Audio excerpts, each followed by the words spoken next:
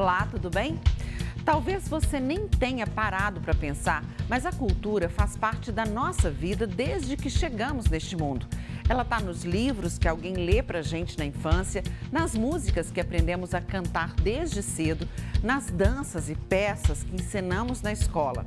É ela também que nos acompanha nos passeios da juventude, nos ajuda a encontrar a nossa turma de adolescência e faz a vida adulta um pouco menos dura. No programa de hoje, nós vamos falar como o teatro, a dança, a música, as festas populares e tantas outras manifestações sobrevivem na prática. A arte que nos traz leveza nem sempre encontra caminhos fáceis para acontecer e também precisa de leis que facilitem que ela chegue até nós. Como Minas Gerais tem contribuído para isso? A gente vê no Assembleia em Destaque, que começa agora.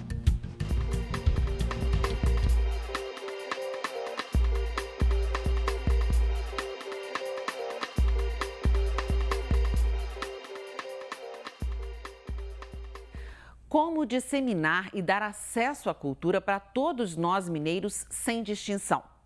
Com 853 cidades, a grande maioria não tem um teatro, uma sala de cinema e outros espaços culturais tão comuns aqui na capital. Ano após ano, especialistas na área cultural, técnicos do governo e também os parlamentares batem cabeça e discutem soluções para aquecer o setor e de forma universal. A última grande alteração das regras para a cultura no estado foi em 2018. Um projeto enviado para a Assembleia pelo então governador Fernando Pimentel foi discutido aqui durante 5 meses. Era necessário adaptar as normas estaduais ao Plano Nacional e ainda ao Sistema Federal da área.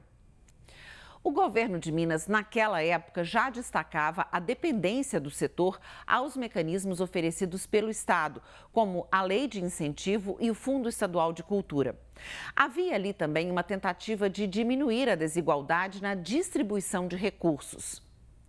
O sistema que existe hoje tem mecanismos de gestão compartilhada entre o poder público e a sociedade civil. Os projetos culturais que pedirem apoio financeiro são analisados por uma comissão composta por servidores públicos e representantes da área cultural de forma paritária, ou seja, com a composição equilibrada. A lei de 2018 buscou ainda fortalecer o Fundo Estadual de Cultura com novas fontes de recursos. Entre elas, a que permite ao fundo receber até 0,3% do valor arrecadado no ano com o ICMS, o Imposto sobre Circulação de Mercadorias. O que, com base, por exemplo, na arrecadação do ano passado, daria cerca de 200 milhões de reais. Naquela época, mesmo com a oposição do governo, os parlamentares garantiram ainda a destinação de 5% do lucro líquido da loteria do estado ao fundo. Mas eu vou mostrar daqui a pouco que mesmo com esse potencial, o fundo não consegue reunir tantos recursos assim. Outra mudança na lei de 2018 foi que pessoas físicas passaram a poder pedir recursos do fundo, o que era uma reivindicação da sociedade civil. A lei de 2018 buscou também valorizar as expressões culturais para os povos, grupos, comunidades e populações considerados em vulnerabilidade social, a chamada Política de Cultura Viva. Essa política tem como principais beneficiários agentes culturais, artistas, professores e outros grupos sociais e indivíduos que desenvolvam ações de arte, cultura e educação. Grupos em situação de vulnerabilidade social e com acesso restrito aos recursos públicos e privados e aos meios de comunicação. Também comunidades tradicionais indígenas, rurais, quilombolas e itinerantes. E ainda os estudantes, crianças e adolescentes jovens e idosos de todos os segmentos. Essas pessoas podem se cadastrar na Política de Cultura Viva e, com isso, acessar recursos por meio de editais da Secretaria de Cultura ou ainda de forma direta no Fundo Estadual de Cultura. São 3 as possíveis fontes de verbas para o setor via Governo de Minas. A primeira são os cofres do Estado, o chamado Tesouro. Mas nos últimos 4 anos, o governo não gastou nenhum real usando essa fonte. A segunda forma de financiar é pelo fundo estadual. E a terceira maneira é a captação de incentivo fiscal à cultura, também conhecido como IFC. Mas o gargalo do financiamento parece não ter se resolvido, pelo menos parece essa ser a visão do governo de Minas, já que mandou para cá mudanças na lei de 2018. A nova proposta promete descentralizar ainda mais as verbas. A iniciativa teria o objetivo de melhorar a distribuição dos recursos disponíveis e facilitar o acesso para a área no estado. O texto afirma que a proposta deve melhorar a articulação entre governo e Assembleia com os municípios, o governo federal, a sociedade civil e os representantes das diversas expressões culturais mineiras. A proposta do governador altera o Conselho Estadual de Política Cultural. Um dos argumentos do governo para as mudanças é buscar meios de ampliar a captação de recursos de modo a beneficiar projetos culturais no interior do estado. O governo afirma que a intenção ainda é que os processos de seleção de projetos atendam a culturas populares e que a criação de sistemas municipais de cultura seja estimulada. A previsão da secretaria é ampliar a lista de municípios contemplados com recursos do fundo para 400 cidades e gerar cerca de 25 mil postos de trabalho. Em março deste ano, um debate público reuniu gestores e agentes culturais na Assembleia para apontar novos caminhos para a descentralização das políticas culturais em Minas. O debate público da Comissão de Cultura fez parte do Fiscaliza Mais, uma iniciativa da Assembleia que busca aprofundar o monitoramento das políticas públicas estaduais com foco em alguns indicadores. Foi um dia inteiro de discussões em que os participantes opinaram sobre o projeto de lei e puderam fazer sugestões. Entre as principais demandas estão mais suporte e capacitação para que pequenos grupos participem dos editais de financiamento e incentivos mais robustos para empresas que financiarem projetos culturais no interior. Hoje, dos 853 municípios mineiros, 184 utilizam sozinhos 89% do total de recursos do Fundo Estadual de Cultura. No debate, o secretário de Cultura, Leônidas Oliveira, chegou a comentar que a cada R$100 das verbas de incentivo, 95 ficam na Grande BH e apenas 5 vão para o interior. Ele reforçou que a ideia do projeto de lei é justamente pôr fim a essa discrepância. Muitos participantes do debate defenderam a aprovação do Descentra Minas, mas também houve críticas ao projeto considerado insuficiente por algumas pessoas e ao governo do estado por não investir diretamente em cultura. Isso porque hoje os recursos são destinados pela iniciativa privada que, para investir nesses trabalhos, recebe benefícios fiscais previstos nas leis de incentivo. O nosso julgamento é de que se trata de uma proposta tímida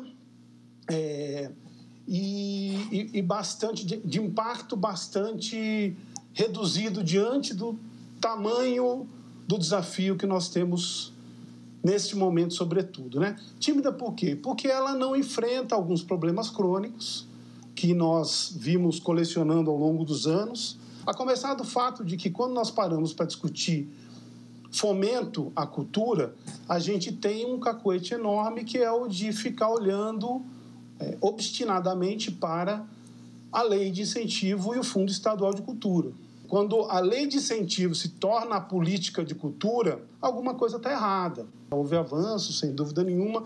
Essa própria proposta do Descentra aponta, sim, alguns caminhos que são simbolicamente muito importantes, mas eles, por exemplo, não são capazes de dar resposta ao fato de que, progressivamente, o Executivo, o governo de Minas Gerais, vem se eximindo de cumprir com o seu papel de colocar recursos diretamente do Tesouro à disposição do campo cultural. Quando se faz uma opção por colocar, por exemplo, nas mãos de uma ação da iniciativa privada, como o Instituto Filarmônica, 64 milhões de reais por 4 anos, né, e esse dinheiro não passa nem perto do volume de recursos destinado a todo o resto do setor, isso quer dizer alguma coisa, tem alguma coisa torta. O representante do Comitê Gestor da Política Estadual de Cultura Viva, Paulo Moraes, também fez críticas ao governo do estado. Segundo ele, o projeto de lei voltado para a cultura viva, com o objetivo de beneficiar grupos pequenos e tradicionais do estado, nunca saiu do papel. Ele ainda destacou que, se a lei atual fosse cumprida, seriam necessários apenas alguns ajustes na legislação. Nós tivemos um seminário técnico em 2020, já online, já no começo da pandemia, para poder falar sobre a regulamentação da Lei Cultura Viva, e nós estamos vivendo os 15 dias mais longos que o mundo já viu. Eu não sei, porque ali foi proposto que em 15 dias sairia uma minuta de regulamentação. Até hoje a gente não sentou para debater. Não é só questão de dinheiro também, não. É uma questão de engenharia dos mecanismos, de fomento, de participação. Por que agora fica parecendo assim, que precisamos mexer na lei inteira? Não é a lei inteira. Precisamos mexer em alguns pontos da lei para que a gente possa iniciar um processo de descentralização. Por que o Cultura Viva não saiu do papel nem 1 milímetro? Qual o esforço foi feito? Vamos mexer nos problemas da lei. Mas também não vamos usar os problemas da lei para omitir os problemas que a própria Secult criou nessa gestão atual. E que, assim, tudo bem, outros problemas aconteceram em outras gestões, mas isso também não justifica esses 3 anos e meio que a gente teve, em que, infelizmente, a gente chega agora quase já no fim do mandato, com novas promessas, e que eu não consigo enxergar, e eu lamento muito, mas eu não consigo enxergar a credibilidade que isso vai ser cumprido. No final do debate público, o presidente da Comissão de Cultura, deputado Bosco, e o subsecretário de Cultura, Igor Arce Gomes, receberam um documento com sugestões para o projeto de lei que contém o Descentra. Elas foram reunidas e organizadas pelo Conselho Estadual de Política Cultural e o Sindicato da Indústria do Audiovisual. Como a gente viu, a Comissão de Cultura da Assembleia neste ano decidiu monitorar mais de perto o financiamento para a área em Minas e a necessidade de melhorias. Esse trabalho faz parte do Fiscaliza Mais, que eu citei agora há pouco. Os parlamentares também estão de olho na destinação dos recursos das leis do Congresso Nacional, a Aldir Blanc, de 2020, e a que recebeu o nome de Paulo Gustavo. Esse acompanhamento ainda não terminou, mas a comissão já reuniu algumas informações. Em maio deste ano, a Secretaria Estadual informou que em 2020 foram pagos mais de 28 milhões de reais via Lei Estadual de Incentivo à Cultura. No ano passado, o pagamento ficou em torno dos 44 milhões. Já de janeiro a abril deste ano, foram liberados 13 milhões via Lei de Incentivo. A Comissão de Cultura da Assembleia também quis saber quanto de verbas da Lei Federal Aldir Blanc o governo estadual já destinou ao setor. Em Minas Gerais, com o auxílio emergencial dessa lei, foram 1.562 beneficiários, em 274 cidades, com recursos da Lei Aldir Blanc. O valor total liberado foi de cerca de 4 milhões e 600 mil reais. Já para editais ou chamamentos públicos para atividades, produções e capacitações culturais, foram destinados mais de 129 milhões de reais, com mais de 7 mil contemplados. Como eu falei lá atrás, apesar de o Fundo Estadual de Cultura, pela lei, ter o potencial de reunir recursos, o que os dados mostram ano a ano é que essa fonte não tem tanta verba para os projetos culturais.